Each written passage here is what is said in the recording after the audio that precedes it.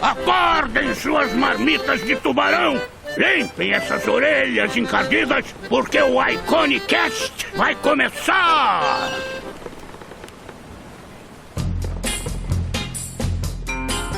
Olá, meus queridos marujos e marujas, e sejam muito bem-vindos a mais um Iconicast. Eu sou o Henrique Lira. Eu sou o Marco Álvares. E hoje nós recebemos Rafa Souza, um modelador de personagens 3D. Tem uma longa jornada de conquistas, aprendizados, evoluções maravilhosas. A gente refletiu bastante sobre elas assim durante a nossa conversa. E a gente conseguiu beber muita sabedoria do Rafa, né, Marquinhos? Isso, Henrique, e a gente não pode esquecer de pedir pro pessoal, se você gosta do nosso trabalho aqui no YouTube ou no seu agregador de podcasts favorito, não se esqueça de deixar a sua avaliação. Se tem a opçãozinha aí de avaliar, deixa assim sua avaliação e se inscreva no nosso canal do YouTube, porque tá pra sair muito conteúdo legal. O Marco fala isso todo episódio. Eu decorei o textinho já, mas vai sair coisa muito boa mesmo. Muito bom, galera. E não se esqueçam que no final a gente lê os recadinhos na garrafa e também deixa uma mensagenzinha pra vocês. Se você quiser deixar o seu recadinho na garrafa, tem um link aqui na descrição de onde você estiver assistindo. Só deixar o recadinho que a gente lê com o maior carinho do mundo no final, tá bom? Então, sem mais delongas, vamos lá para o nosso querido show.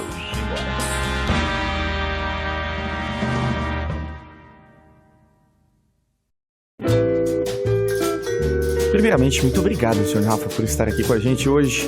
Você que tem me ensinado muitas coisas ultimamente. Eu tenho visto uns vídeos seus e tenho ficado muito feliz, assim.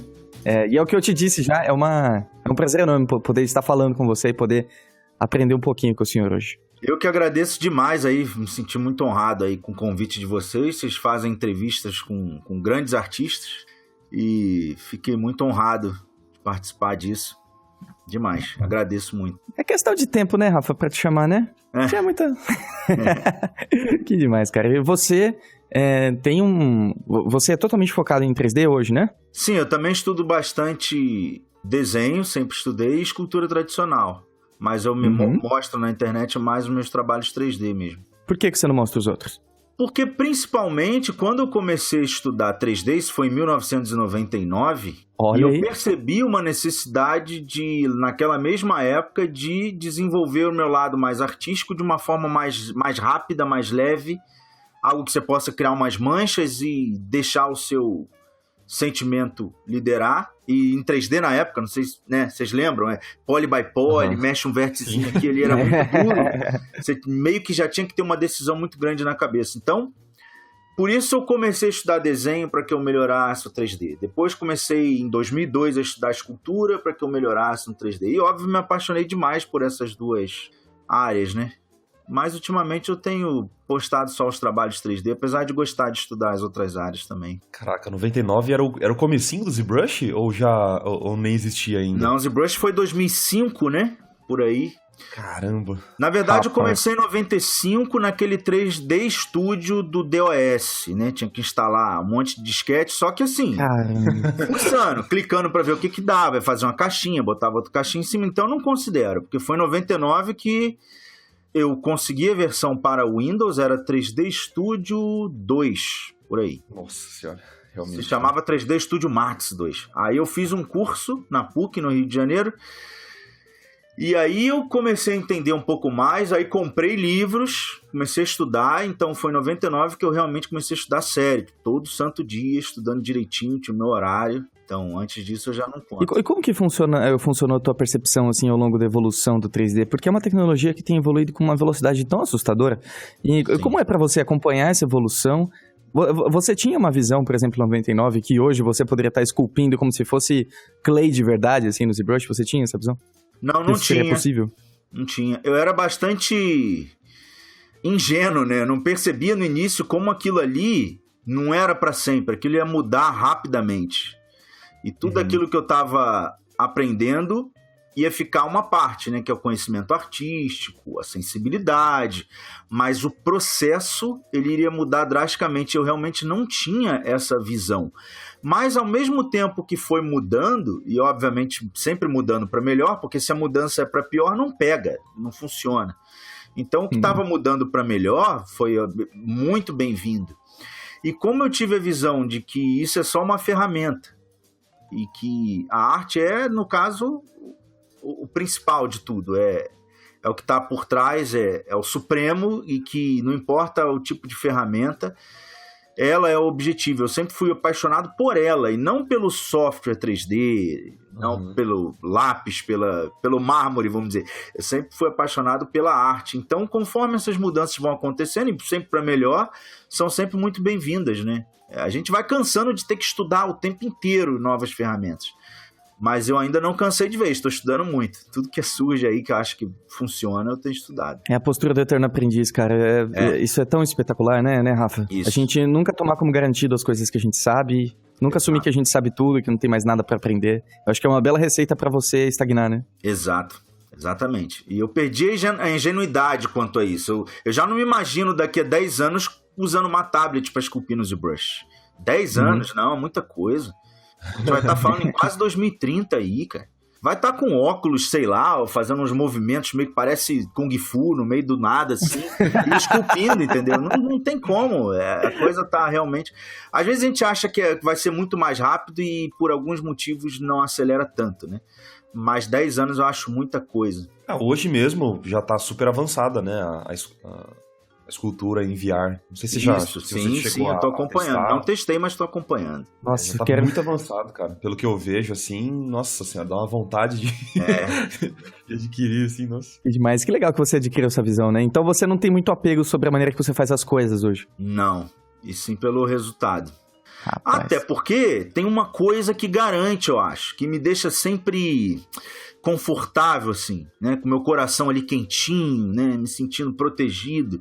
É que como eu amo a arte clássica, desenho, esculpir com argila, isso, clássico é o clássico, não muda ali. Então, mesmo que surjam novas ferramentas e eu comece a utilizar, eu sempre vou ter aquele, né? Escutar aquele som do lápis passando no papel, aquele risquinho. Eu sempre vou estar ali esculpindo na massa, então não vai morrer para mim a técnica antiga, sempre vai existir. Aí o que existe hoje de novo em questão de produtividade, aí é completamente bem-vindo. Que coisa bonita. Então, assim, antes do 3D você já estudava arte clássica? Não.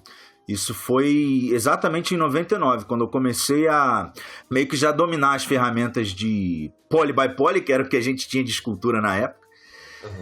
E ok, eu já entendia como funcionava a ferramenta, mas eu ia fazer um rosto e ele ficava horrível. Eu pegava uma referência, olhava e ela não fazia muita diferença porque não sabia extrair dela. A percepção ali de que tinha mau gosto e de que eu tinha que desenvolver esse lado. Eu pensava, cara, um desenhista poderia olhar aqui meu modelo 3D e dizer, cara, se isso fosse um desenho eu faria a boca nesse formato, eu faria o olho nesse formato, eu faria o gesturing, a pose muito mais assim. E aí eu fui pro desenho. Isso foi 6 meses que eu estava estudando 3D, isso foi quase em 2000 já. Comecei a desenhar e 2 anos depois comecei a esculpir. Que coisa linda, hein? Coisa maravilhosa. Você falou uma coisa que eu achei muito interessante, eu queria explorar um pouquinho. Você disse que geralmente uma mudança, quando ela é pra pior, ela não pega, né? Você falou isso especificamente em questão de software e tal. Mas você acredita que isso no trabalho de um artista é possível também? É possível a mesma lógica? Porque uma coisa que eu e o Marco a gente comenta também, às vezes, né? É que a gente acompanha muitos artistas e às vezes o artista ele vai pra um lado que a gente nem sempre entende por que ele foi pra lá. O que você pensa a respeito dessa evolução do artista? Você acha que é possível você desevoluir? Ou... Não sei se eu consegui me expressar bem. Entendi bem a diferença daquilo que eu tinha dito a respeito do que realmente é novo, se não for bom não pega, mas em termos de ferramenta ou em termos de artísticos em si, né? A gente tem hoje a arte moderna que tem sido uma simplificação cada vez maior do que a gente considerava arte antes. Seria isso que você... Isso, né? Mais ou menos. Então, quando eu falei disso, eu estava me referindo mais à ferramenta, novas tecnologias. Por exemplo, se o Uber fosse ruim para a maioria, ele não teria pego. As pessoas ainda estariam usando muito mais táxi, porque de fato ele acabou sendo melhor para a maioria. Então, a mesma coisa quando a gente fala em software 3D. O ZBrush, por exemplo, ele realmente trouxe uma melhora muito grande no processo, deixando aquilo muito mais intuitivo para o nosso objetivo. Agora, como artista, Realmente é complicado, porque quando a gente estuda, né, a história da arte, a gente percebe vários altos e baixos que ela teve. Um grande exemplo é que a gente teve a escultura desde a época helenista ali, Grécia Antiga, e ela foi evoluindo, então você tem ali mais ou menos 350 anos antes de Cristo já com a famosa escultura clássica de Policleto, que foi o primeiro a ter feito o tutorial, na verdade é o cálculo de proporção do homem, das cabeças, do estudo da estética, das distâncias entre os objetos, e aí depois Lisipo que fez aquele Hércules, aquele que está apoiado na pedra. Lisipo, 350 anos de Cristo, pegou essas anotações de Policleto e continuou. Depois Marcos Vetrúvio pegou e escreveu aquilo onde Da Vinci pegou e fez o Homem Vetruviano de Marcos Vetrúvio, que se baseou em Lisipo, que se baseou em Policleto. Ou seja, a gente tinha uma evolução incrível acontecendo ali, essas esculturas já com um nível de complexidade muito grande, e aí a gente tem ali no primeiro século depois de Cristo até o 13º século, mais ou menos, a gente não tem registro de obra de arte, praticamente. A gente tem alguns entalhes na parede, na arquitetura, mas não podia, era contra a religião, você representar o homem como ele era, com a perfeição. Tinha que ser só uma mancha, alguma coisa que graficamente simbolizasse ali um homem e tal. Por esses motivos, inclusive religiosos e tal, a arte ficou praticamente 1000 anos, aí teve um gap de nenhuma produção, até que renasceu, que é o renascentismo, e aí onde os grandes artistas, começou lá com Donatello, depois veio, né, a gente estuda aí vários, inclusive Michelangelo, que se baseou muito na arte clássica e começou a desenvolver seu próprio trabalho, veio o Barroco, que é meio que o clássico, só que com muito mais detalhe, com movimentos muito mais complexos. E a gente percebe aquilo esquentando, aquele mercado esquentando demais, onde Florença, onde mais aconteceram as coisas. Então a gente veja como a gente percebe um motivo dessa oscilação. Então, em Florença ali, os grandes milionários, eles tinham que mostrar poder em relação aos outros. E a forma de mostrar a minha família é mais poderosa que a sua é que eu conseguia pagar um grande artista para fazer uma escultura de 5 metros de altura, incrível. E quanto mais incrível fosse a obra de arte, mais era o meu poder. Esse motivo pelo qual fez do renascentismo uma arte tão incrível, complexa, ele começou a desaparecer. Esse motivo exato. E foram surgindo novos, como, por exemplo, os jogos, que hoje eles fazem com que a gente use o máximo da nossa capacidade artística. Os action figures, né, são as esculturas atuais. Ainda existe um colecionador ou outro de obras de arte assim, no mundo, ultramilionário, que paga um escultor em mármore, tipo 5 milhões, para fazer uma escultura incrível para ele. O cara que faz action figure mais bem pago da história. Exato. Porém, isso são casos raros, né? Hoje a gente tem pessoas que querem ter um Batman, uma conexão dela, do passado dela, da infância, com o hoje, né? Para não se distanciar da sua essência, sempre lembrar de onde você veio, da sua história. Aquele Batman ali representa a sua infância, aquela coisa. Então a pessoa quer ter aquilo dentro de casa. E a gente tenta dar o máximo, né? Fazer com o máximo de qualidade possível. Só que a arte, eu percebi que ela ganhou uma atmosfera em volta meio ruim, muito do ego, do eu faço isso porque realmente eu sou um ser muito diferente, enquanto há muito tempo atrás era quase que um indivíduo sujinho, vagabundo, que tá ali fazendo aquilo e depois ganhou um ego, né, muito grande. Então, mudou bastante, né? Exato. E aí hoje uma pessoa quer ser um artista, ele vai na TV, rebola, ou ele faz um Big Brother, você pergunta, o que você faz da vida? Eu sou artista de TV. Então ser artista virou um status. Só que a pessoa não quer voltar lá atrás e fazer o que, por exemplo, o Michelangelo fez, que morreu com 90 anos de idade, esculpindo. Ele vivia para aquilo, né? Viveu para aquilo, entendeu? E ele dizia que a mãe dele provavelmente botava pó de mármore junto com leite na mamadeira, porque ele sentiu mármore no sangue dele.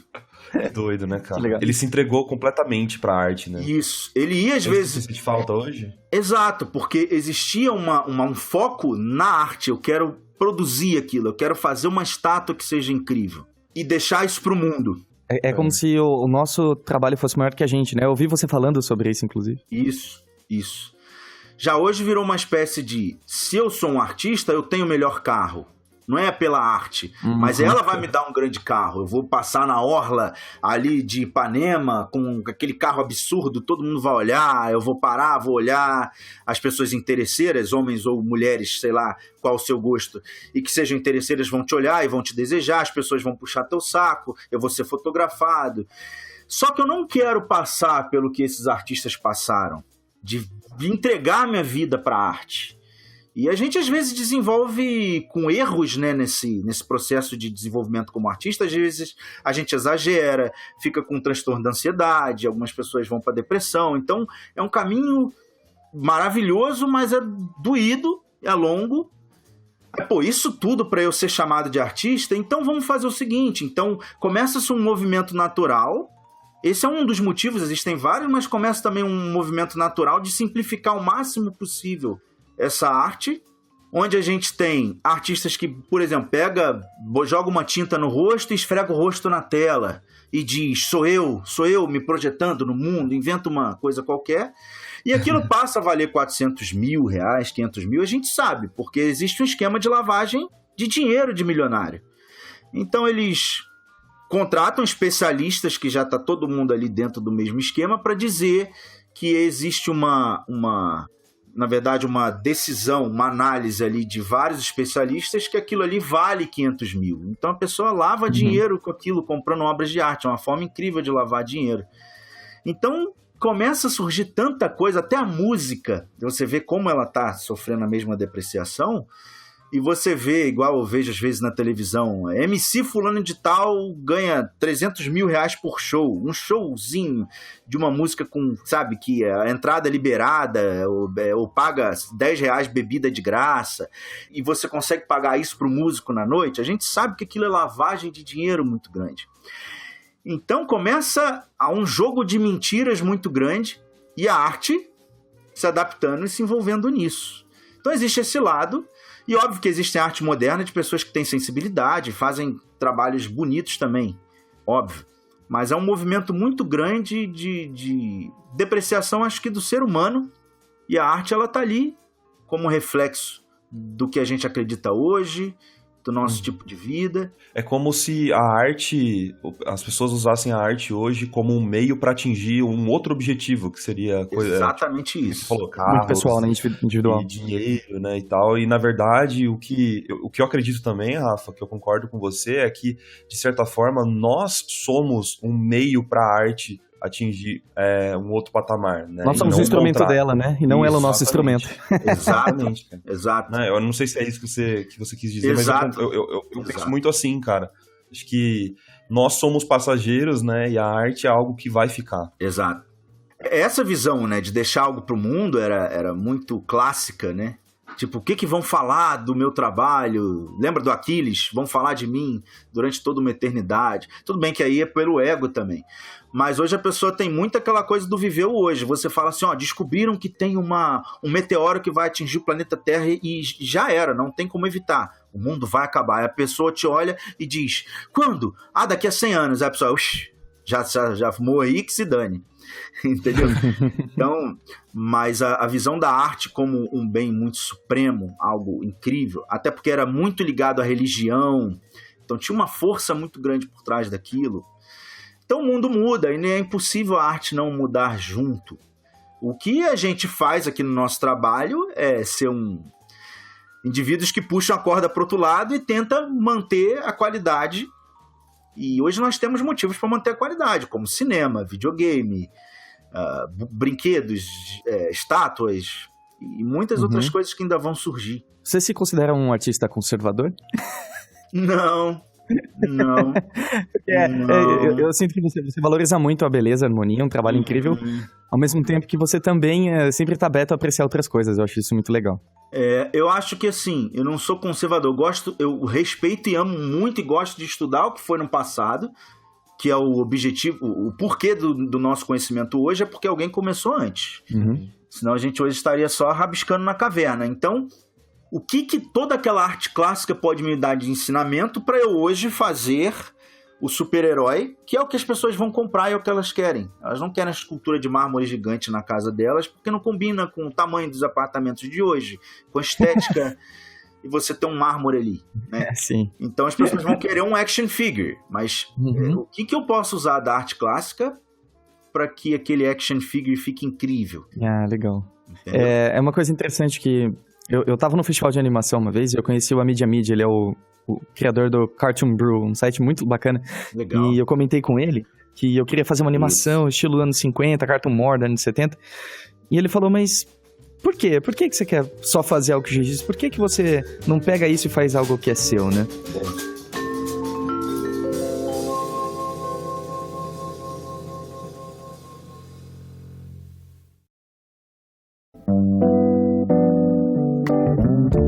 Eu queria discutir um pouquinho sobre arte contemporânea com você. Eu acho que você vai ter uma perspectiva interessante sobre isso.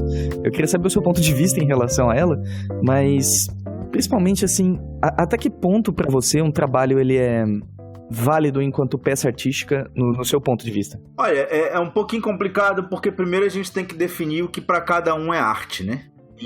Isso é muito difícil, né? E para cada tipo de arte existe um propósito, né? E existem propósitos que são muito mais complexos, objetivos mais difíceis de se atingir e outros nem tanto. Então a gente tem, na arte contemporânea, tem algumas coisas de bom gosto sendo feitas, sim, entendeu? Com certeza. Tem algumas coisas de bom gosto, né? Ele tem um outro objetivo. O problema é só quando isso vira, na minha opinião, um excesso de badalação, de glamour, querendo fazer com que a coisa seja muito maior do que na verdade é só um movimento atual. Eu não sei o que daqui a 1000 anos estarão falando desse movimento atual. Se a arte entrou em decadência nessa época, depende do que vão estar fazendo no futuro, né? Mas é um movimento, sem dúvidas, tem a sua validade. Eu não acompanho tanto, eu vi algumas coisas. Todo museu que você vai, por mais clássico que seja, sempre tem uma sala ali que eles estão colocando para arte moderna. E essas salas estão cada vez mais aumentando de tamanho e ocupando mais espaço ali do museu. Você vê muito em muitas faculdades no mundo que a arte lá dentro, você vê, eu tenho pesquisado muito, faculdade de escultura na Áustria, em Viena, isso, aquilo. E quando você vê lá as fotos dos alunos esculpindo, é tudo ferro entortado, uma coisa assim bem abstrata. Então, para mim é só, não passa de algumas peças estéticas, um movimento que pode ser estético dependendo de quem o crie, e que não é o suprassumo, como se coloca hoje em dia.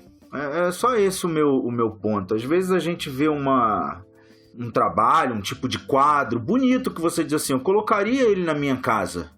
É bonito, ele enfeita, tem um design moderno, funciona. Dificilmente você colocaria um quadro clássico se não tem uma estética na sua sala que funcionaria. Então aquilo é um trabalho que pode funcionar, é interessante. Você vê trabalhos maiores em museus, exposições, e você vê algumas coisas que tem às vezes algum bom gosto, mas não passa disso. E tem o outro lado, né? Como, por exemplo, eu já fui no museu uma vez e estava cheio de fitas presas no teto, fitas mesmo, branca, de tecido. Várias fitas presas no teto e essas fitas desciam até quase o chão. E essa era a obra. E estava todo mundo alucinado com aquilo. E os adolescentes se enroscando naquelas fitas e a brincadeira era ficar se enroscando na fita. Aí eu olho essas coisas, eu já não consigo nem fico levando tanto em consideração, porque senão eu ia acabar fazendo a crítica mais pesada. Mas eu olho e vejo, são só pessoas, sei lá, meio doidinhas brincando, se enroscando numa fita. Não é nada demais. A gente pode chamar qualquer coisa de arte. Eu não posso proibir uma pessoa de chamar o que ela quer chamar de arte. Agora, na essência, a gente tem... A arte nasceu por uma procura absurda do ser humano de comunicar algo, de expressar algo, alguma coisa que ele acreditava, que aquele povo acreditava. E quando veio desde a época clássica, aí você tem Platão, tudo aquilo que acreditava que o homem era extremamente perfeito e que não podia, né, para Platão nunca ele poderia ser representado com a perfeição, e por aí foi a evolução, e todo mundo tentando achar a perfeição do ser humano, não em personalidade, mas como uma obra, uma criação e coisas desse tipo. E essa tentativa, ela ia de encontro à necessidade de tentar que os artistas dessem o melhor deles e tentassem cada vez mais encontrar essa beleza. E aí a escultura ela foi muito primeiro, ela evoluiu mais à frente da pintura. A pintura estava mais atrasada na evolução. Então, quem começou a dar abrir esse caminho foi a escultura, e aí você tinha os próprios desafios da mídia, do mármore, da madeira. O mármore, por exemplo, ele pode, se você fizer um movimento complexo, ele vai, com o tempo, ele vai partir. Então tinha todo um desafio de começar a tirar as peças daquele movimento extremamente retilíneo para dar um movimento maior. Então eles começaram a desenvolver o contraposto, inclusive na Itália, onde o quadril roda para um lado, a linha dos ombros gira ao contrário, e você tem aquele movimento tipo o próprio Hércules, ao qual eu mencionei, que ele está apoiado nessa pedra. A pedra está ali na axila dele. Só que sempre tinha, se você examinar, essas peças, como no caso do Hércules, tinha aquela pedra ali revestida, né, como se fosse um leão ali, uma pele de um leão. Então, sempre uma peça para tentar segurar a escultura, porque eles sabiam que aquilo poderia quebrar se estivesse mais solto. Depois, os artistas começaram a entender mais sobre o processo de construção, a danificar menos o mármore internamente e conseguir criar uma peça que tivesse um movimento mais complexo sem que ela quebrasse. Então tinha ali um desafio, agora vamos tentar tal coisa, agora vamos tentar tal coisa. Até que se chegou numa complexidade, numa beleza incrível. E o homem ficou meio que, às vezes, à procura de novos desafios, e aí vem uma sociedade completamente diferente, o conceito de arte muda. A gente tinha na época, inclusive teatros na Itália, imagina, você tinha a ópera, você tinha aquelas encenações muito complexas, e depois você vê cada vez mais pessoas entrando na TV só para representar alguma coisa e já se sente um grande artista. Você vê que todo mundo quer se sentir artista. Por algum motivo isso virou glamour, virou especial. E aí, como eu já tinha dito, começa a querer, como vocês mesmos disseram, que a arte dê algo para esse indivíduo ao invés dele dar para a arte. Então mudou o conceito básico da coisa. Inverteu a pirâmide. Inverteu total essa pirâmide. Então ela vai... Você vai ver uma arte menor, muito mais simples, e um indivíduo querendo ser gigante, com carros importados, fazendo muito barulho, botando gravata do Patolino, pintando cabelo de várias cores, para mostrar, né? Como eu sou um grande artista. Então, a arte moderna, parte dela seguiu isso, né? É inegável que existem algumas pessoas com algum conceito estético, fazendo algumas coisas interessantes, mas que houve, de fato, uma inversão, como você disse, dessa pirâmide, houve bastante. Ah, interessante você falar isso, porque diz muito a respeito de vários artistas que têm um processo de desconstrução estética muito grande, né? Eu me lembro de Kazimir Malevich. Malevich era um pintor soviético que ele foi o fundador do suprematismo, que é o único movimento artístico da história que tem uma pessoa só, que era ele.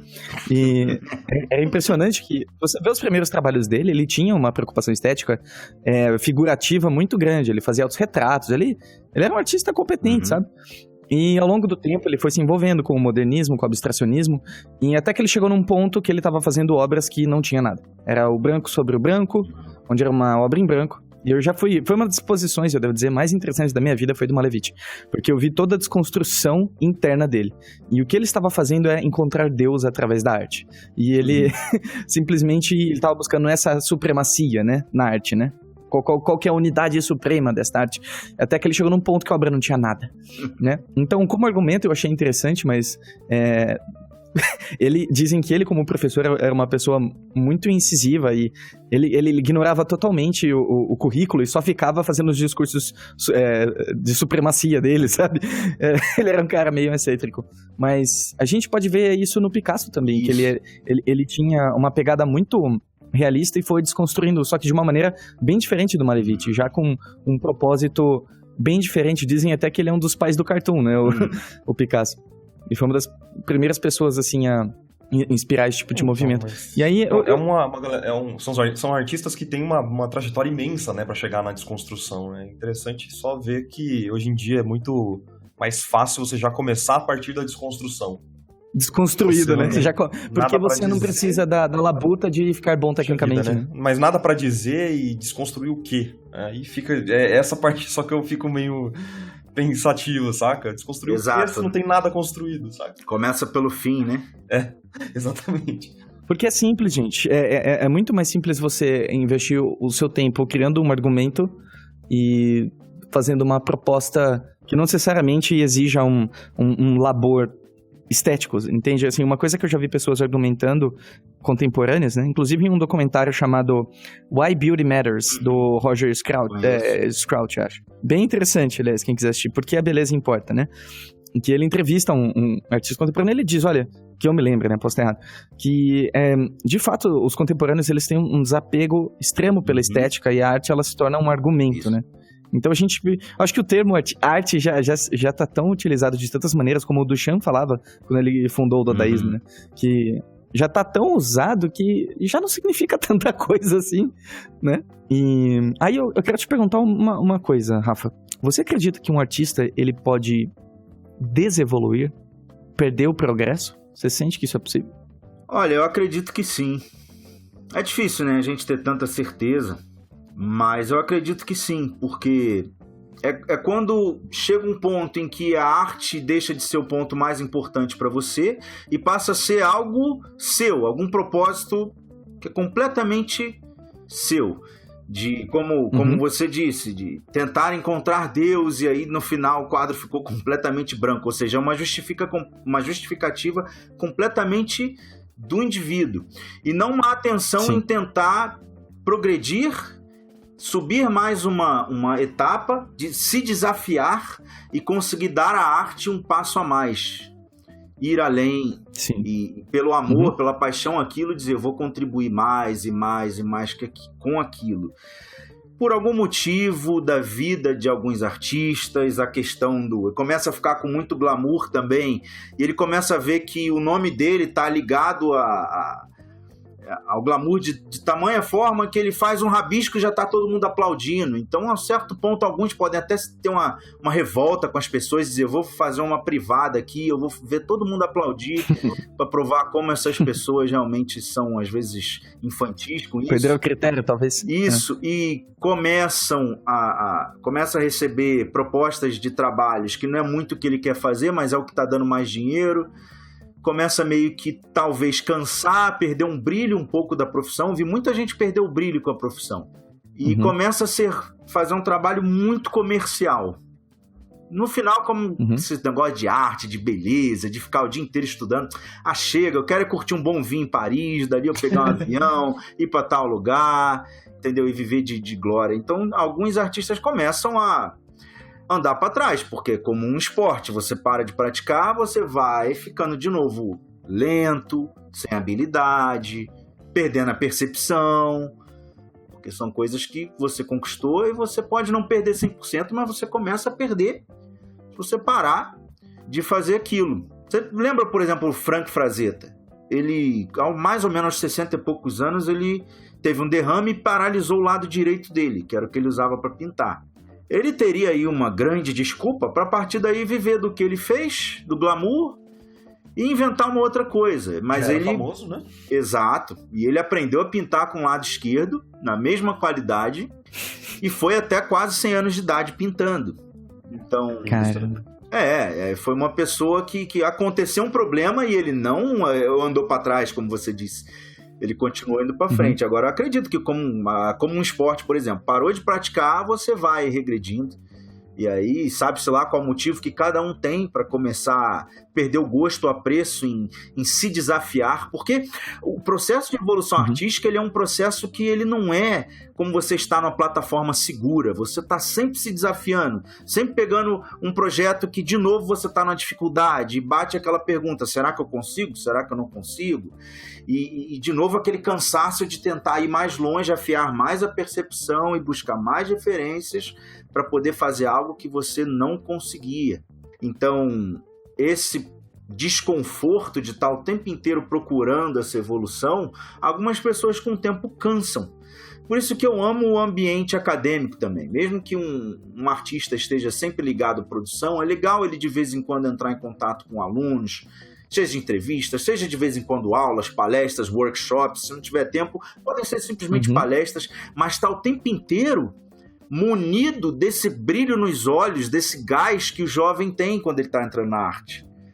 E você ligar, né, a experiência daquele que está há muito tempo e você passar isso para o jovem, e o jovem aprendiz passa demais para aqueles que já estão há muito tempo, porque eles estão naquela empolgação e eu quero fazer tal coisa, eu quero isso, eu quero aprender aquilo, e te faz perguntas que às vezes você não está muito por dentro e aí te força a estar o tempo inteiro correndo atrás. Então o ambiente acadêmico mantém o brilho nos meus olhos. Eu acho que é isso importante. A pessoa está sempre procurando ir para frente, porque senão realmente você regride. Que interessante você falar isso. Eu sinto que muitas pessoas, né? E eu incluso nisso. Muitas vezes, mesmo estudando, a gente tem a sensação que tá estagnado, sabe? Uhum. Que a gente estuda, mas parece que não vai pra frente. Parece que a gente tá fazendo alguma coisa errada. Exato.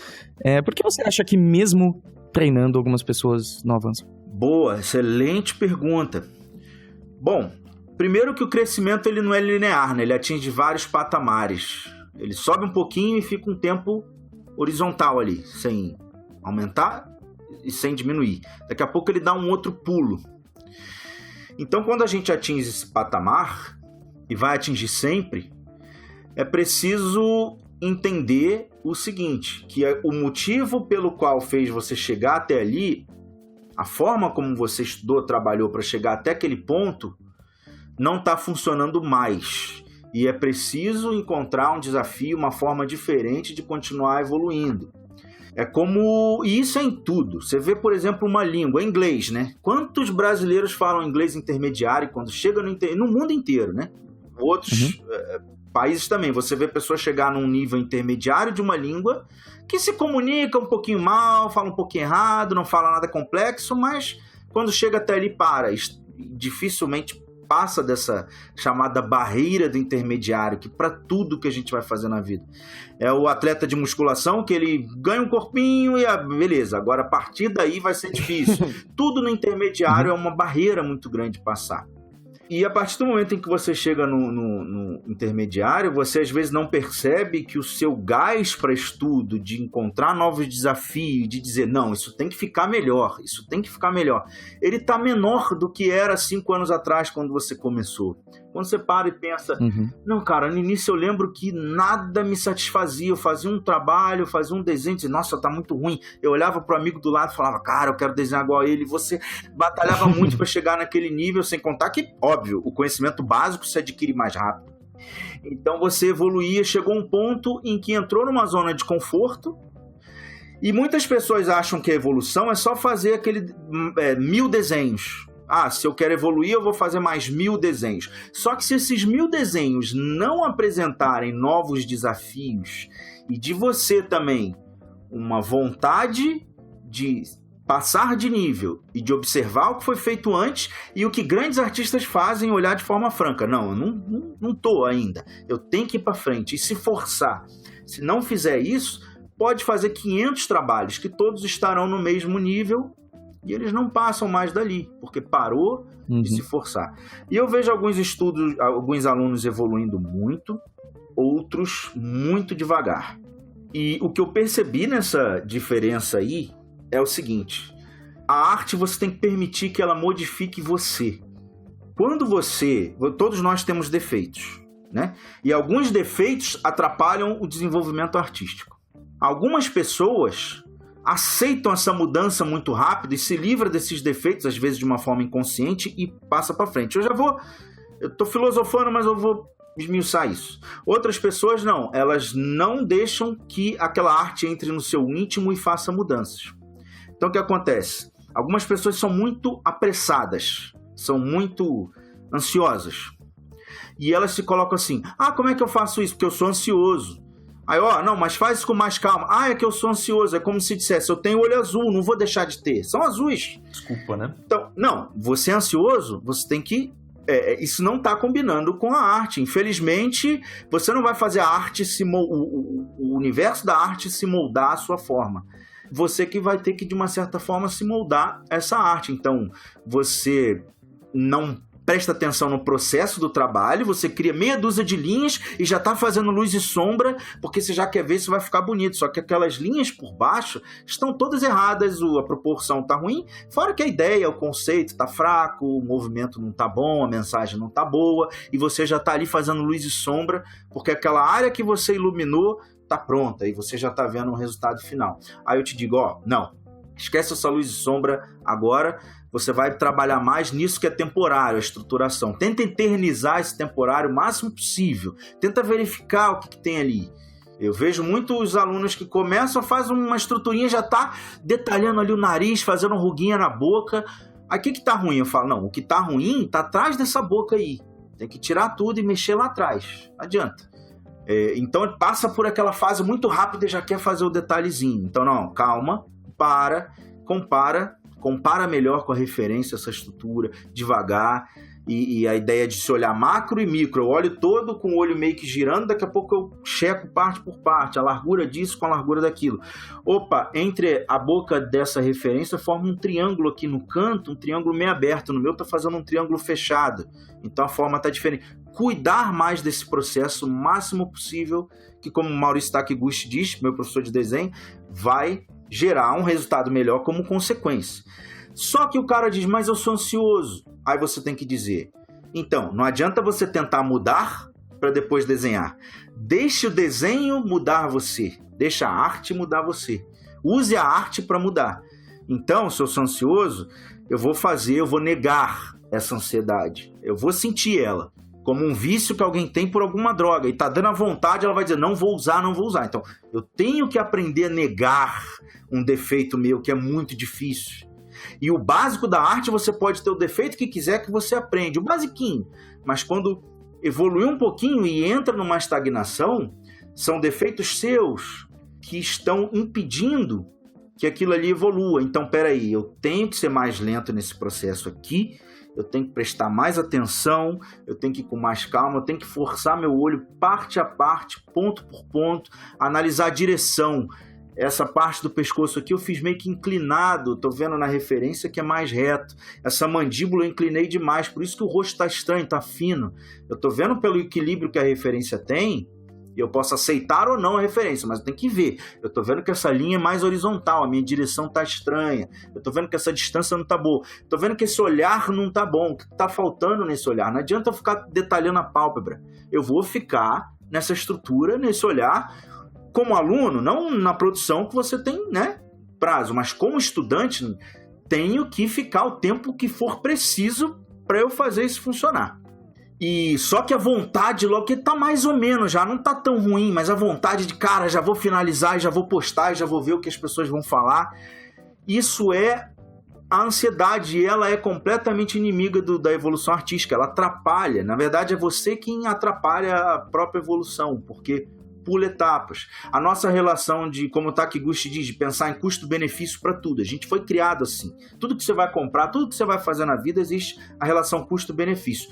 Na hora que você está fazendo um trabalho, você observa que o pescoço está um pouco curto, e se eu alongar o pescoço, eu vou ter que apagar o corpo inteiro e jogar ele mais para baixo. Aqui eu vou apagar isso tudo, aí você faz uma média, você meio que achata um pouco o tronco para ver se aumenta o pescoço. Porque é o custo-benefício. O benefício não vai ser tão gigante, não vai ficar tão bom, mas dá para dar uma enroladazinha sob um custo muito rápido, em 10 minutos eu ajeito. Então essa relação custo-benefício como evolução de arte, você tem que dizer, você tem que negar, você tem que dizer, não, cara, deixa de ser preguiçoso, cara, porque esse pescoço meio tortinho, só um pouquinho tortinho, esse rosto só um pouquinho estranho, no geral tá bom, isso aqui eu já faço. Então não tem por que eu estar fazendo mais 5 cabeças no mesmo nível. Se eu quero evoluir, eu tenho que negar algumas coisas que estão atrapalhando que isso vá para frente. E aí você começa a observar que grandes partes dos seus defeitos eles são culturais, né? A maioria das pessoas ali cometem defeitos iguais. Como o Takiguchi diz, chega uma hora que esses defeitos culturais comuns, que quase todo mundo tem, como ansiedade, pressa, o ego, tudo isso, você consegue tirar isso, você começa a achar defeitos que são só seus. Cara, eu tenho uma particularidade aqui, isso está atrapalhando a minha evolução. Então, bater o pé e negar o tempo inteiro nossos defeitos que estão atrapalhando a evolução artística. Então, cara, beleza, eu estou fazendo um rosto legal. E se eu fizer 2 pessoas lutando? Um cara que está fazendo um rosto legal diz, eu não evoluo. Você já está fazendo um rosto de uma mulher legal? Tô. Mas já fiz 5 e não evoluí. Cara, então pensa em fazer uma mulher gritando. Pronto. O cara já vai fazer um trabalho terrível, que ele vai sair totalmente da zona de conforto. Então por que você não faz 2 homens lutando sumô?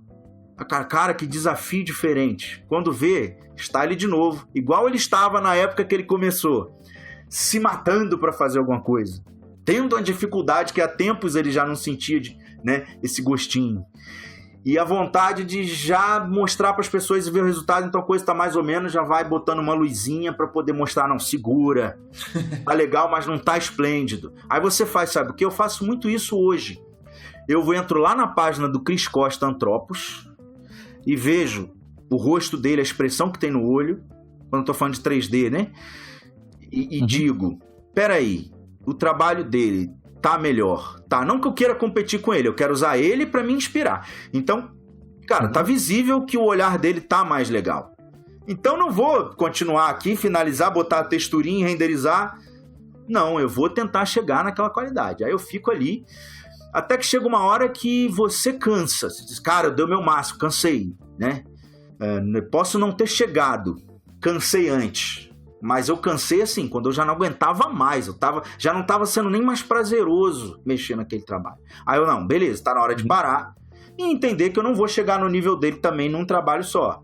Então, mas pelo menos eu evolui muito, porque a tentativa de chegar naquele nível me fez evoluir demais. Você se propôs um desafio, né? Isso é tão importante, cara. Exato, só que nosso defeito é tentar o tempo inteiro aliviar a nossa dor, isso é do ser humano. Incomodar, né? Isso está na musculação. O cara com o tempo ele aumenta o peso, mas você vê que ele está usando milhões de micromovimentos biomecânicos no corpo inteiro, inconsciente, para aliviar o peso que ele está levantando naquele músculo, e ele não desenvolve, porque já está achando um conforto ali automático. Você não percebe, você não pensa, eu vou ficar aqui que é confortável. Não é inconsciente. Quando você vê, tem um conforto ali. Aí você olha e fala, caramba, realmente tem coisa errada. Aí você faz um rosto realista legal. Você pega Norman Rockwell, que faz uns rostos assim com uma leve estilização e dá uma expressão muito forte. Aí você fala, cara, eu vou fazer isso. Aí você se enrola todo. Parece que tá começando a estudar. Nossa, fica esquisito. Aí você tira aquela proporção que você domina, já sai de uma harmonia e você não consegue trazer a harmonia de volta, achando uma nova proporção estilizada. Aí quando você vê, você se pega de novo como um estudante. Putz, tá difícil. E tem que procurar isso o tempo inteiro, mas um dos nossos defeitos também é achar o conforto. Então, ansiedade, achar o conforto, pensar em custo-benefício, ego, são as coisas que fazem todo mundo estagnar um tempo. Agora, a estagnação ela é comum, porque você primeiro sente o problema e fica um tempo nele, realiza que ele está ali, permite mudar, aí evolui. E a forma de evoluir é procurar um desafio que para você ou algo mais complexo que para você de fato será um desafio. Vou fazer um índio tomou uma flechada e está em cima de um cavalo quase caindo.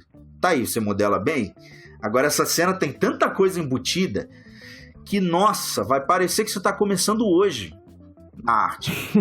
Vai ficar estranho, bicho caindo esquisito. E olha que você já faz um super braço, um super rosto, mas você quer fazer ele com cara de dor, com aquela flecha, e o cavalo meio que relinchando, caindo para um lado, e ele caindo para o outro. Aí fica terrível, e você se pega dizendo, olha aí como eu não sei tudo, não sei nada. Aí você vai, procura um filme, cara, ficar no Google é de sacanagem. Então, vou pegar um filme que tenha, sei lá, guerras talvez entre indígenas, e isso tem muito em filmes americanos, né? Cowboys e índios. Aí você começa a ver ali, até que tem uma cena legal, você volta, que interessante isso. Pô, posso fazer assim, mas eu vou mudar um pouco mais, eu vou exagerar essa parte, vou aumentar o drama disso aqui. Pô, o cavalo caiu para esse lado, se eu forçar mais ainda a cabeça do cavalo, vai dar mais força. Aí eu volto mais preparado. Eu volto com uma cabeça, com uma informação que não tinha antes. Aí eu vou ali e altero. Quando termina, você tá suado. Você tá dias trabalhando num troço, você fala, cara, que dificuldade. Aí você inevitavelmente evoluiu, porque o trabalho é mais complexo e a lógica você não vai conseguir o mais complexo se você não evoluir junto. Então você tem que procurar isso. E é difícil, porque a gente quer ficar na zona de conforto. Eu vejo muito isso. O Velázquez, né? Ele dizia que ele era conhecido como uma criança prodígio. E ele fala, eu era uma criança prodígio. Cada ano eu aprendi o dobro das outras crianças. E na minha idade eu tinha um conhecimento bem mais avançado que as outras crianças.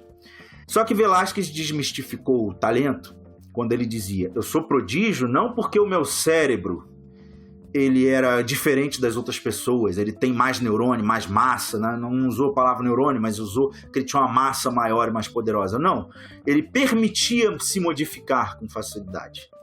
Ou seja, não se ama tanto, entendeu? Eu sou assim, eu quero ser, eu sou ansioso. Cara, você ama ser ansioso, né? Porque você é como se fosse não mexe com isso, eu sou ansioso e nisso não pode mexer. Você pode mexer no que você quiser, mas não me cobre isso porque eu sou assim. Não deixa de ser. É fácil? Não. É um trabalho, é igual se livrar de um vício, é negação. Cara, eu tô já, olha, eu de novo passando do ponto. Não, peraí, deixa eu voltar e vou fazer essa estrutura 5 vezes.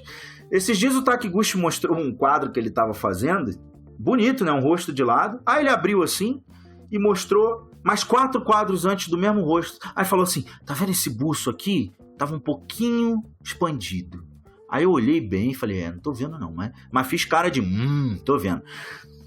Aí ele, tá vendo esse aqui eu errei um pouquinho nesse tom. Aí ele fez, chegou na 4ª vez, na verdade, né? Tinha 3 quadros antes. Na 4ª vez estava o quadro finalizado lá e bonito. E um cara que já é muito profissional. Então isso faz você pensar que se eu não me forçar, eu não evoluo.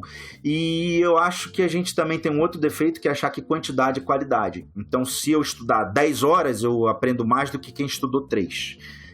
O cara pensa, se eu fizer 50 cabeças, eu vou aprender muito mais do que o vagabundo que só fez 10. E essa não é a relação. A relação é o quanto você se dedica para cada uma dessas etapas, tendo uma referência acima e dizendo, eu quero chegar nesse nível. Então, é negar os seus defeitos, né? Vontade de querer botar a carroça na frente dos bois. Eu acho que é isso. Caramba. Muita informação para assimilar. Muito informal. Falo muito.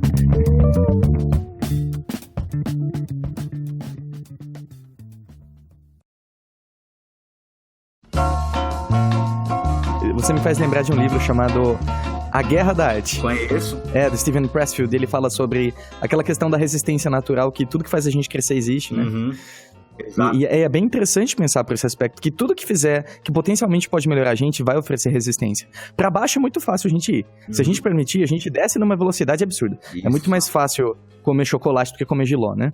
Exato. E é um indicador interessante que se tá difícil é porque é uma proposta de melhora natural, né? Isso. E é bem interessante. Eu gostei muito que você falou sobre, inclusive, os aspectos psicológicos, né? E eu acho que isso tudo tem muito a ver com humildade também, você não acha? De você saber o seu lugar. Eu acho que isso amarra muito do que a gente tá falando aqui, de você entender que é um processo infinito esse de crescimento. E isso. Eu sinto que você tem uma relação muito interessante com você mesmo, né? Com você, Rafael. Assim. E eu tô curioso pra saber como você desenvolveu essa tua humildade e essa tua mentalidade tão frutífera pra continuar esse crescimento. Tomando muito esporro, né? De professores. Mas começa assim. Eu tive uma sorte, né? De ter vivido ali com meu pai. Ele tá vivo ainda, mas a gente vivia junto. Meu pai, minha mãe. E eles eram incríveis, né? Meu pai, se existe essa coisa de gênio, ele talvez seja. E ele tinha um pensamento assim muito forte, ele ficava muitas horas conversando comigo. Só que assim, adolescente absorve só 5%.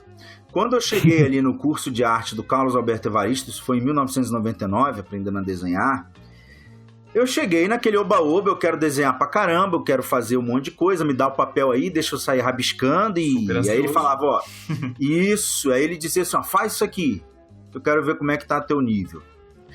Não dava 10 minutos, eu acabei, que eu queria mostrar a eficiência, né? O mercado de trabalho mostra que quanto mais rápido você é em qualquer coisa, você é eficiente demais.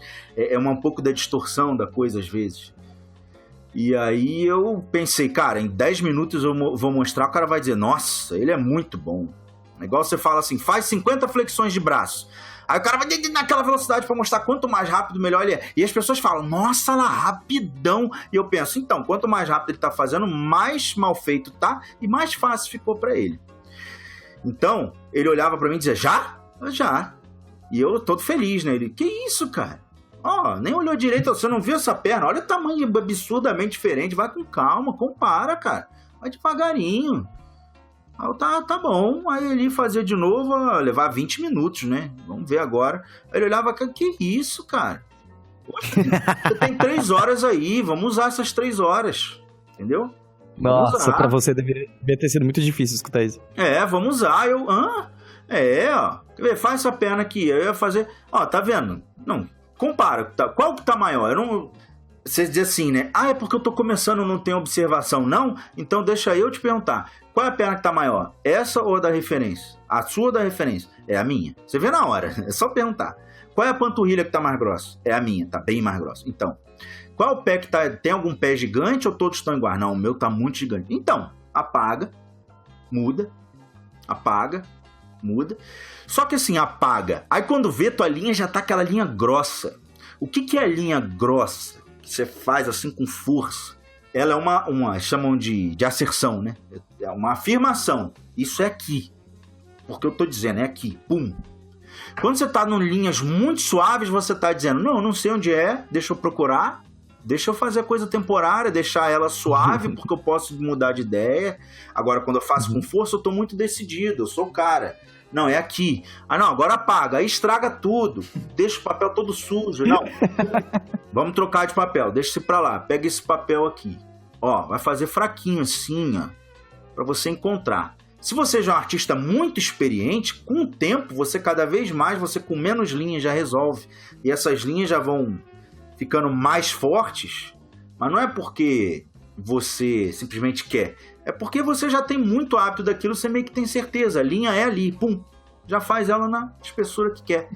Mas você está estudando, e até quando um cara experiente, ele não está fazendo, você chega para um desenhista, faz o Batman aí, o cara passou a vida inteira desenhando, né, história em quadrinhos, você faz o Batman, ele já tem aquele rostinho decorado, ele vai ali tum rapidinho, só que você chega para ele e fala assim, faça uma mulher se transformando na Medusa.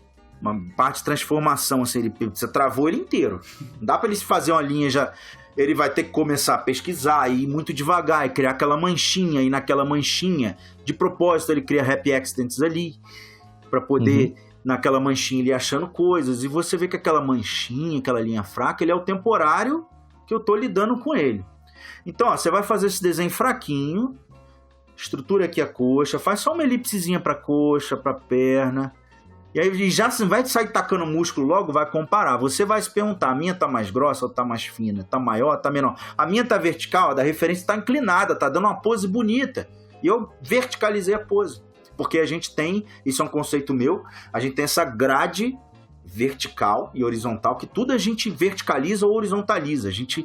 no início, né? A gente quase não usa diagonal. A gente lê texto, tá tudo horizontal. Tudo na nossa vida é alinhado vertical, em colunas de textos. A leitura é horizontal. Tudo é organizado dessa forma.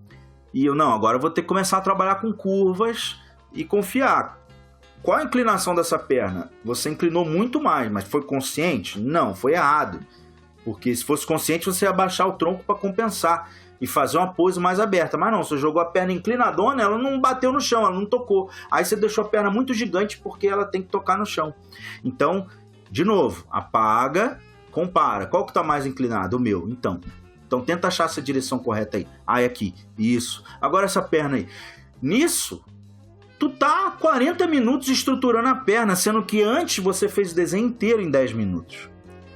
Então alguém que te provoque, ou você mesmo, se provocar e dizer, não, peraí, ao invés de eu já sair tacando musculozinho e já fazendo sombra, pra mostrar que eu sou o cara, essa perna tá toda torta, cara, esse tamanho não tá bom, deixa eu comparar. E a arte automaticamente ela muda você. Quando você vê, você tá mais paciente para tudo na vida. Você vê, anos depois eu monto um curso. Esse curso eu não saí pagando um monte de meios de comunicação, Facebook para divulgar. Imagina, você tá no Facebook e aparece aquela telinha. Aproveite a sua última oportunidade. Você vai morrer. E essas besteiras, você começa a dizer, não. Tudo tem que ter calma. E aí eu montei, por exemplo, curso, as pessoas falavam, Rafa, deixa eu divulgar em tudo quanto é lugar. Caraca, vai ser foda, tu vai ficar rico. Eu falo, não, senhor. Se você divulgar desse jeito e entrar muitas pessoas, eu não sei se eu consigo dar conta, eu não sei se esse sistema que eu tô testando, ele aceita 50, 100, 200 pessoas acessando ao mesmo tempo, deixa subir devagarinho, que aí se der um probleminha eu controlo e conserto rápido. Agora, se de um dia pro outro aparecem 1000 pessoas, eu tô ferrado, o que eu faço? Eu não tenho nem ajudante ainda, então a coisa tem que ser devagar para ser sólida. Então tudo na vida você vai aprendendo a ter essa paciência. É o que a arte... Temperança, né? Isso. E aí você tenta fazer uma coisa, se frustra, até que chega uma hora que ou você desiste, ou você conversando com outros artistas que você achou que ele nunca se frustrou, para ele foi tudo bem, porque você vê ele desenhando com tanta destreza. Aí você conversa, o cara te conta, não, cara, eu fiz, foi difícil, não sei o que, tá, né? Aí você vê que você realmente não é gênio, você é uma pessoa comum e você vai precisar fazer o que uma pessoa comum faz para aprender aquilo. A arte é muito grande e eu preciso escalar, é uma montanha. Ela é muito maior que eu. Para eu chegar no topo, eu tenho que escalar e é bem devagar e é perigoso. Você vai lidar com um monte de outras complicações enquanto está escalando para chegar nesse topo. E aí você vai encontrando esse defeito e você tira. Encontra esse defeito e tira. No final você tomou tanta pancada que não tem como você se sentir um ser humano completamente comum. Como num boxe, você está aprendendo boxe. Quando você olha um cara que já luta demais, você pensa, uau, né? Como o cara é bom. Mas até você chegar no nível dele, cara, você apanhou de todo mundo. Você entrou na academia, viu um moleque de 12 anos, aí você, esse eu vou meter o cacete. Só que o moleque já tá ali há mais tempo, é rápido, te destrói. Você fica assim com cara de bunda, na frente de todo mundo. Isso aconteceu já comigo. Aí, eu parei com um boxe que estourou uma veiazinha no olho, mas pra você ver, porque bateram em mim, senão não teria estourado. O moleque de 12 anos bateu no seu olho, né? Nesse caso foi um senhor de 65 anos, magrinho. Caraca. 65, fumante. E... vamos lutar. O cara tá ali desde a infância, ele tem uma noção de distância. Eu tentei nada e pum, me deu uma. E ele ia dar na costela, só que eu pendulei, passei por baixo, acertou no olho, mas foi muito bem dado. E o olho fechou, né? Tempos depois eu comecei a sentir arranhar a vista, fui no médico e vi que tinha estourado uma veiazinha ali. Então o que acontece? Até o cara, eu parei ali depois de alguns anos. Agora, você pegar um cara que foi e se tornou um grande campeão, ele apanhou muito pra chegar ali. Então ele sabe o quão normal ele é. Quanto ele teve que apanhar pra conseguir aquilo. É que na arte é muito mais subjetivo também, né? No esporte, sei lá, a construção física você consegue, acredito, perceber até mais rápido, né? Porque do que desenho, do que escultura. Dói fisicamente, né? Que você vai entrar no ringue, vai apanhar e perdeu. Então você sabe que você perdeu. Agora, realmente, na arte é subjetivo. Tipo, eu tô bom ou eu não tô bom? Aí o problema da arte é o inverso. Você se sente bom. Numa luta não tem como porque o cara te ganhou. Mas na arte, você começa a se sentir muito bom. E é o ego crescendo antes. E aí, seu trabalho para de evoluir. E tem que ter a percepção de olhar para dentro de si mesmo. Meu pai me dava muito esporro disso durante minha vida inteira. De várias coisas que eu estava fazendo e que eu tinha que olhar para dentro de mim mesmo. Se por algum acaso a pessoa, vamos dizer... não teve um pai por algum motivo, perdeu o pai, ou foi criado por outra pessoa e essa outra pessoa não teve como falar isso para as pessoas, a gente está aqui para isso, né? Para dizer, olhe para dentro de si, porque esse ser humano cheio de defeitos é quem está fazendo aquela arte, então ela carrega aqueles defeitos. Você não vai ficar perfeito, não é isso. Mas os defeitos que atrapalhavam a arte, ou você pelo menos minimiza, ou a arte não cresce, entendeu? Ou você guia um pouco da criação. Você guia um pouco o erro também para a direção certa. Eu tava vendo uma aula do Steve Houston e ele fala uma coisa muito interessante, né? Que ele fala, nós somos humanos, todo mundo vai errar. Você vai estar errando o tempo inteiro. Isso. A diferença de uma pessoa, sei lá, competente para uma pessoa que está começando agora é que a pessoa que já está nisso há tempos, ele vai errar para a direção certa e isso vai se tornar o estilo dela. Eu achei isso também. Também. Ele consegue tirar proveito daquilo. Exato, né? Exatamente. Ele vai tornar o erro algo consistente, né? Ele vai conseguir guiar isso de uma forma consistente para que não fique grotesco, né? Isso. O Steve Houston tem uma palestra sobre filosofia da arte que é muito boa. Fantástico. Tá no New Master Academy. Exato. Ele fala coisas muito boas sobre isso. Não sei se eu consegui ser claro. Muito claro, muito claro. Feliz. Rafa, que presente, cara. Obrigado por estar aqui com a gente hoje. Imagina. Onde que você quer? Eu ia pedir para você deixar uma mensagem final e também falar para as pessoas onde elas podem encontrar o seu trabalho e os seus cursos.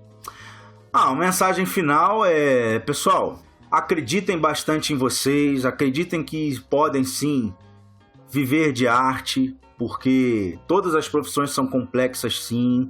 Viver de engenharia é muito difícil, viver de medicina é difícil, toda profissão que exige um nível muito alto é difícil, então não se espantem, se ama a arte, você tem talento. Talento, segundo a palavra em origem grega, talentum, significa muito amor e desejo de realizar uma coisa, vontade de fazer uma coisa. Então se você tem essa vontade, cara, eu quero fazer isso, eu quero que isso fique bom, vá atrás, estude, se desenvolva e sempre observando a si mesmo. Encontre os seus próprios defeitos antes que as outras pessoas encontrem. Porque isso é uma forma, inclusive, de você amenizar um pouco o problema do ego. Pelo menos não foi ninguém que encontrou meu defeito. Eu sou o cara, eu encontrei meu defeito sozinho. Que seja. Mas consiga o tempo inteiro observar vocês mesmos, porque se você não expande sua mente para ela ficar extraordinária, o trabalho não vai ser extraordinário. Então acreditem e tentem, enfim, seguir nessa vida com muito amor, muito capricho, dando o máximo de vocês em cada exercíciozinho que vai fazer. E a evolução ela é lógica, ela vai ter que vir. E vocês podem me encontrar no YouTube, né, que é Rafa Souza. O meu site, que é rafasouza3d.com, está sendo feito. No ArtStation eu já fiz, vou colocar as imagens, vou começar a colocar imagens. O meu curso hoje é ateliercg.com.br, onde tem ali vários cursos em videoaulas, interessantes também. E é isso.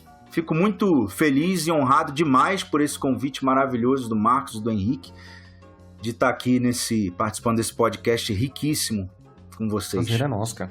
Pô, Rafa, não tenho nem o que falar depois dessa. O cara ainda me fala a origem da palavra talento, aí eu me apaixono de vez, né?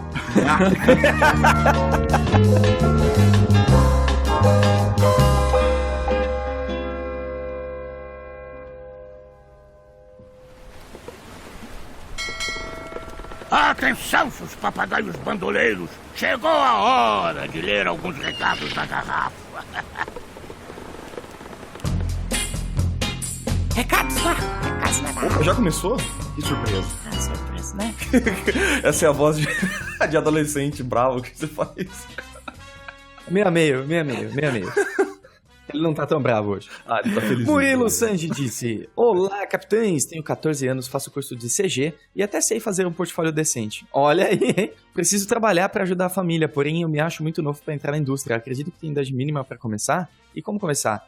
Olha, eu gostaria de responder não, mas eu acho que sim. Eu duvido que eles vão contratar alguém em estúdio, pelo menos fora do Brasil. Eles não vão chamar alguém menor de idade, eu acho. Mas... Contratar, carteira assinada, assim... não tem como. Acho que até é ilegal, né? Com certeza. Então, talvez não, Murilo, mas... Cara, 14 anos você já tá estudando CG, isso é um ótimo sinal, sabe? Eu acho que você tem muito espaço pra evoluir, pra estudar bastante, fazer muita coisa legal. Então, tenha paciência. Que bom que você já tem a capacidade de ajudar os seus pais com os contos. Parabéns. Essa responsabilidade que você tem, eu tenho certeza que vai ajudar a formar o teu caráter de uma maneira bem interessante. Mas tenha um pouco de paciência, tá? Mas continua no ritmo bom, continua fazendo o que você tem que fazer. É possível você trabalhar com freela já, com certeza. Se aparecer oportunidade, abraça ela. Mas não pensa muito em estúdio no momento, não. Ou pensa também, né? Se o cara quiser, qual que é o problema, né? Eu comecei a trabalhar em agência com 15 anos. E o problema é a lei. O problema é a lei. O problema é a lei, na verdade. O que eu ia falar é que se a água bater na bunda, nada te impede de pegar freela. Ninguém nunca me perguntou se eu tava bem, quantos anos eu tinha, sabe? Se eu sou homem ou mulher, pra pegar freela, verdade. Sinceramente. As pessoas só se preocupam com o seu portfólio. Então, se você já sabe fazer um portfólio decente, põe ele na web aí, com certeza vão aparecer alguns clientes, beleza? Muito bem, muito bem. Carol disse: Hey, capitães, estou buscando freelas e notei que para construir uma reputação e um network no início é necessário cobrar valores quase simbólicos pelos jobs. Vocês acham que esse é um caminho natural no início de uma jornada ou um tiro no pé? O que você acha, mano? Cara, eu não acho que para você construir uma reputação, eu acho que essa é uma pergunta meio traiçoeira. sabe? Eu não acho que para você construir um network você precisa cobrar valor simbólico, porque que tipo de network você tá querendo construir com isso, sabe? Para mim não faz muito sentido esse tipo de pensamento, tá? No começo da sua carreira, o que você deve se preocupar realmente, como a gente disse anteriormente, é construir o seu portfólio. E esse portfólio não necessariamente precisa estar incluso ali clientes como a Coca-Cola, por exemplo, sabe? Eu acredito muito que os diretores de arte vão procurar trabalhos com qualidade e não clientes grandes, sabe? Esse é um pensamento um pouco equivocado, ao meu ver. Tá? Então, se preocupe em construir um bom portfólio, e esse portfólio pode ser construído com projetos próprios ou com clientes também. Não precisa ser clientes com valor ínfimo, tá?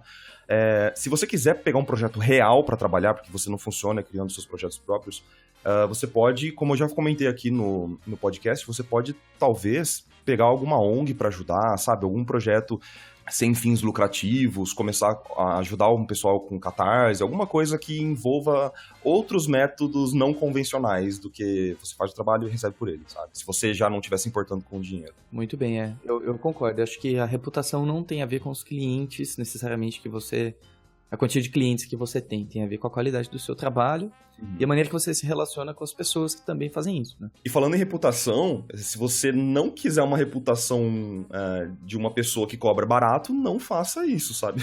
Valor irrisório pelo seu trabalho. Se você não valoriza o seu trabalho, as pessoas vão te enxergar assim, entendeu? E é possível que quando você for cobrar mais caro, as pessoas vão achar ruim, aliás. Porque eles já estão com a expectativa de que você vai cobrar bem baixo. Exatamente, porque seria a sua fama, entre aspas, assim, sabe? De que, beleza, você faz um trabalho barato. E não porque o seu trabalho é de qualidade. Não é com isso que você deve se preocupar.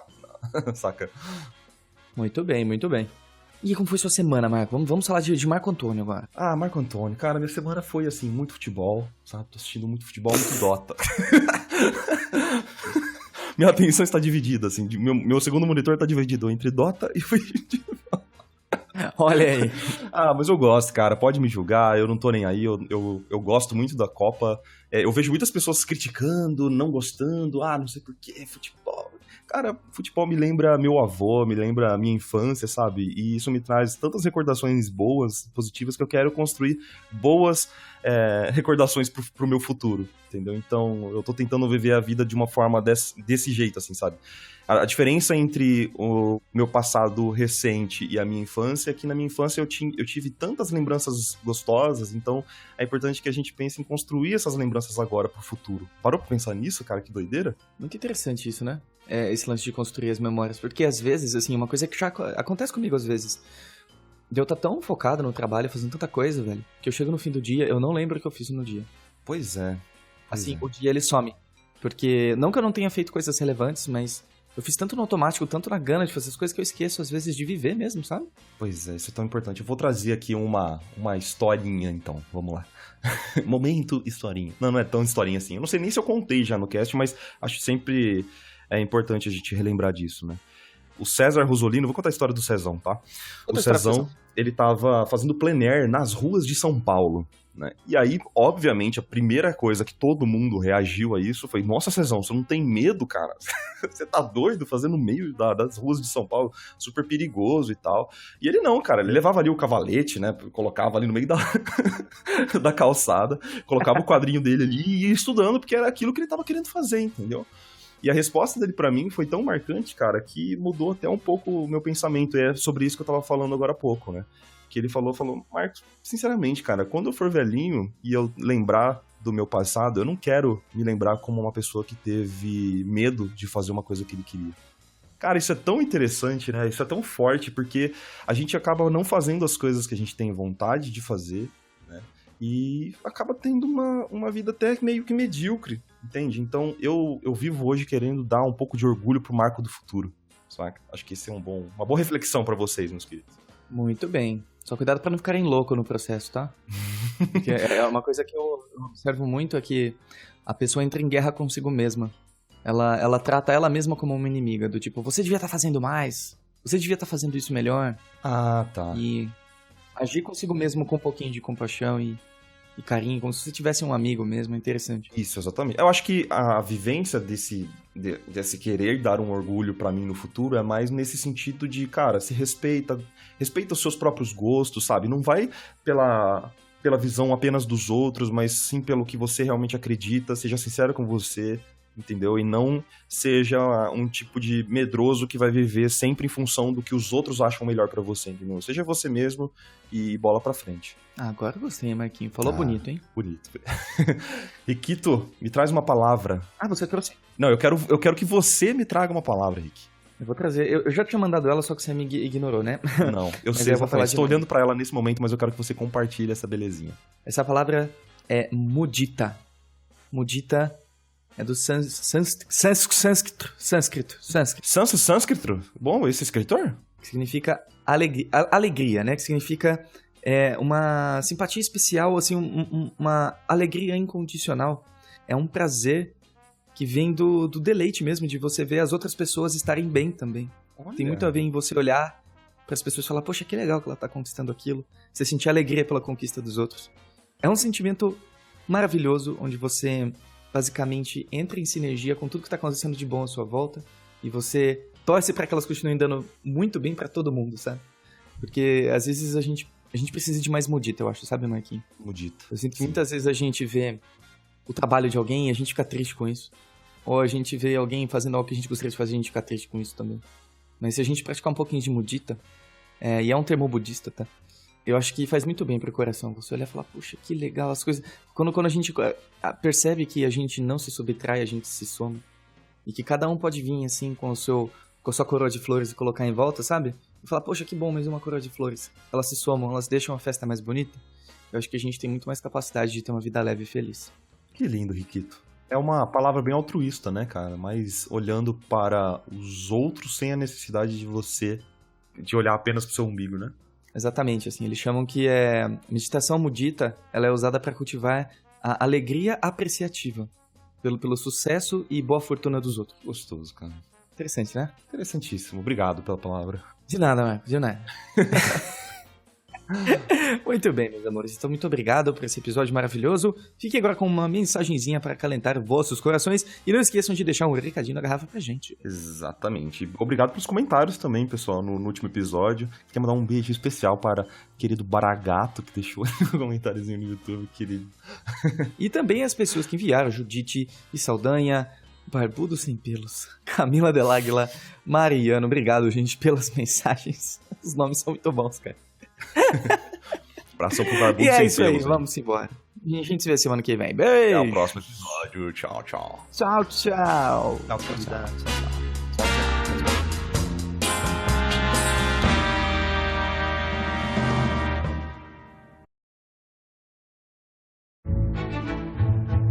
Bom dia, tripulação. Você quer trabalhar no estúdio dos seus sonhos? Você é capaz. Você quer abrir seu próprio negócio? Você é capaz. Você quer criar sua própria série de animação ou livro?